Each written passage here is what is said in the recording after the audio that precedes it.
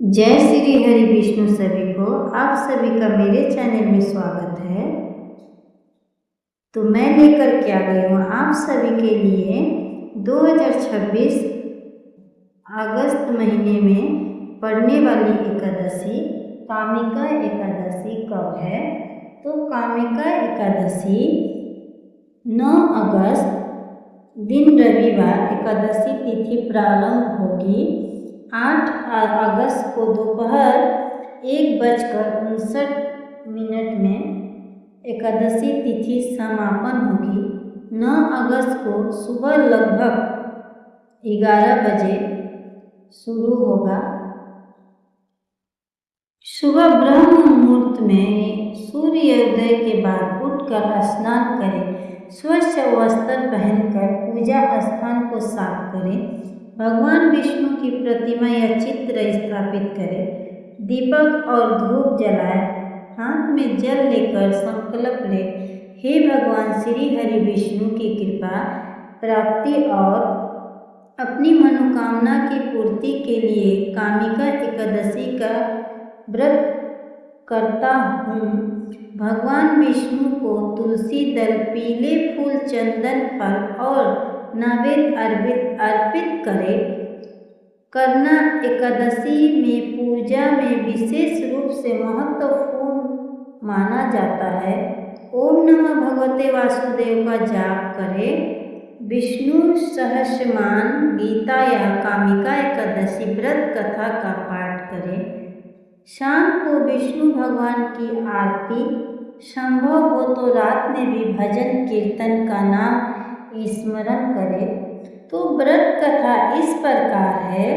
एक समय की बात है, धर्मराज युधिष्ठिर भगवान श्री कृष्ण से पूछा, हे प्रभु, श्रावण मास के कृष्ण पक्ष में आने वाली एकादशी का क्या नाम है, उसका व्रत कैसे किया जाता है और उसका क्या महत्व है, कृपया मुझे विस्तार से बताइए। भगवान श्री कृष्ण ने कहा, हे राजन, श्रावण मास के कृष्ण पक्ष की एकादशी को कामिका एकादशी कहा जाता है। यह भगवान विष्णु अत्यंत प्रिय है। जो मनुष्य श्रद्धा और भक्ति से इस व्रत को करता है, उसके जीवन अनेकों पाप नष्ट होते हैं और उसे भगवान विष्णु श्री हरि की कृपा प्राप्त होती है।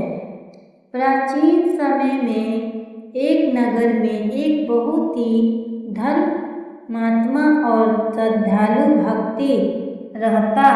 वह भगवान विष्णु का भक्त था।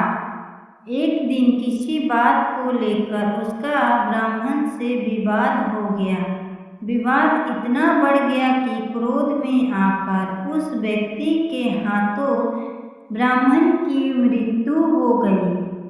ब्राह्मण की मृत्यु से वह व्यक्ति बहुत दुखी और भयभीत हो गया। उसे अपने किए हुए पापों का बहुत पश्चाताप हुआ। उसने विद्वान ब्राह्मणों से पूछा, मैंने बहुत बड़ा अपराध कर दिया है, अब मैं इस पाप से मुक्ति कैसे पा सकता हूँ। ब्राह्मणों ने उसे सलाह दी कि वह भगवान श्री हरि के शरण में जाए और श्रद्धा से कामिका एकादशी का व्रत करे, भगवान विष्णु की पूजा करे, तुलसी दल अर्पित करे और पूरी श्रद्धा से एकादशी की कथा सुने। उस व्यक्ति ने कामिका एकादशी का व्रत करने का संकल्प लिया। एकादशी के दिन उसने प्रातः स्नान किया, स्वच्छ वस्त्र धारण किए और भगवान विष्णु की पूजा की। उसने भगवान को पीले वस्त्र, फल, चंदन और तुलसी दल अर्पित किए। दिन भर उसने भगवान का नाम जप और अन्न का त्याग किया।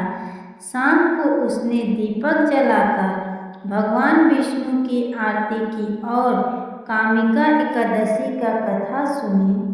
रात में वह भगवान श्री हरि का स्मरण करते हुए जागरण करने लगा। भगवान विष्णु उसकी सच्ची भक्ति और पश्चाताप से प्रसन्न हुए। उसे स्वप्न में भगवान श्री हरि के दर्शन हुए। भगवान ने कहा, तुम्हें अपने अपराध का सच्चा पश्चाताप है और तुम्हें श्रद्धा से कामिका एकादशी का व्रत किया है। भगवान का स्मरण और सच्चे मन से किया गया पश्चाताप मनुष्य को धर्म के मार्ग पर वापस लाता है। यह सुनकर वह व्यक्ति अत्यंत प्रसन्न हुआ और उसने अपना जीवन भगवान की भक्ति सेवा में लगा दी। भगवान श्री कृष्ण ने युधिष्ठिर से कहा, हे राजन, कामिका एकादशी का व्रत करने वाले भक्त पर भगवान विष्णु की कृपा होती है। इस दिन तुलसी दल से भगवान विष्णु की पूजा करने का विशेष महत्व बताया गया है। जो मनुष्य श्रद्धा से इस व्रत की कथा सुनता पढ़ता है, भगवान विष्णु का नाम स्मरण करता है, अपनी समर्थ अनुसार दान पुण्य करता है, उसे शुभ फल प्राप्त होता है। कामिका एकादशी के दिन भगवान विष्णु की पूजा, तुलसी अर्पण, दीपदान और रात्रि जागरण का विशेष महत्व माना जाता है। अंत में भगवान श्री कृष्ण ने कहा, हे युधिष्ठिर, जो मनुष्य श्रद्धा से कामिका एकादशी का व्रत करता है और द्वादशी के दिन विधि विधान से पालन करता है, वह भगवान श्री हरि की कृपा प्राप्त करता है। उसके जीवन में सुख, शांति और मंगल की वृद्धि होती है। यह भगवान श्री हरि की कृपा प्राप्त करता है, उसके जीवन में सुख शांति आती है। इस प्रकार कामिका एकादशी का व्रत कथा समाप्त हुआ। तो बोलिए जय श्री हरि विष्णु की, तुलसी माता की जय, कामिका एकादशी माता की जय।